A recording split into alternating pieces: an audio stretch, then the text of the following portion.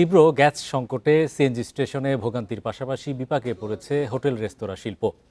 স্বল্প চাপের কারণে গ্যাসের চুলা জ্বালাতে হচ্ছে কাঠের লাকড়ি দিয়ে। ব্যবসায়ীদের শঙ্কা, জ্বালানি সংকট নিরসন না হলে খাবারের দাম নিয়ন্ত্রণে রাখা কঠিন হবে। পেট্রোবাংলা চেয়ারম্যানের দাবি, চলতি সপ্তাহেই উন্নতি হবে গ্যাস সংকটের। রাজধানীর বেইলি রোডের রেস্তোরাঁ নবাবী ভোজ। তিতাস গ্যাসের চাপ কম থাকায় বাধ্য হয়ে খাবার রান্না করতে হচ্ছে কাঠের লাকড়ি দিয়ে।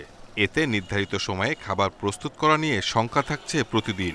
অনেক রেস্তোরাঁ আবার পরিস্থিতি সামাল দিতে ব্যবহার করছে কেরোসিনের চুলা।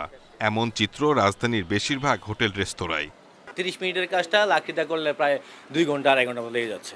তো এই জন্য কাস্টমার সার্ভিসের ফুড লেট হচ্ছে, ফুড দিতে সমস্যা হচ্ছে। কোনো অর্ডার থাকলে অর্ডার দিতে মানে টাইম মেনটেন করা যাচ্ছে না।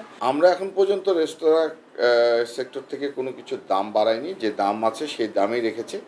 কিন্তু এইভাবে যদি জ্বালানি সংকট হতে থাকে বা গ্যাসের প্রবলেম হতে থাকে, তাহলে তো রেস্টুরেন্টের জিনিসপত্রের দাম বাড়ানো ছাড়া আর কোনো উপায় নেই। প্রায় 2 সপ্তাহ ধরে চলা সংকটে সিএনজি ফিলিং স্টেশনে গ্যাসের জন্য অপেক্ষার চিত্র ঠিক আগের মতোই। গ্যাস নিতে ঘন্টার পর ঘন্টা অপেক্ষা করতে হচ্ছে সিএনজি চালিত যানবাহনের চালকদের। দীর্ঘ লাইনে দাঁড়িয়েও মিলছে না প্রত্যাশিত গ্যাস। 1 ঘন্টা 2 ঘন্টা সিরিয়ালের জায়গা প্রায় 50 টাকা 60 টাকা 70 টাকা, 2 ঘন্টা 2.5 ঘন্টা 1.5 ঘন্টা সময় জায়গা। যে গাড়িতে গ্যাস যাবে আপনার 600, এই গাড়িতে গ্যাস যায় 150, 180 বা 200, এমন না কোনো উন্নতি। চলমান গ্যাস সংকট কবে সমাধান হবে এমন প্রশ্ন ছিল পেট্রোবাংলা চেয়ারম্যানের কাছে।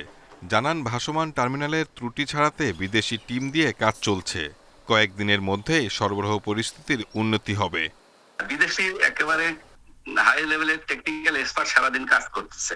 অ্যাসেসমেন্ট করে আমরা সব নিয়ে আসছি। আমরা আশা করছি এই সপ্তাহে আমরা প্রথম ইউনিটটা চালু করতে পারবো ইনশাআল্লাহ। জ্বালানি বিভাগের তথ্য মতে দেশে দৈনিক গ্যাসের চাহিদা প্রায় 400 কোটি ঘনফুট। বিপরীতে সরবরাহ সক্ষমতা রয়েছে 280 কোটি ঘনফুট।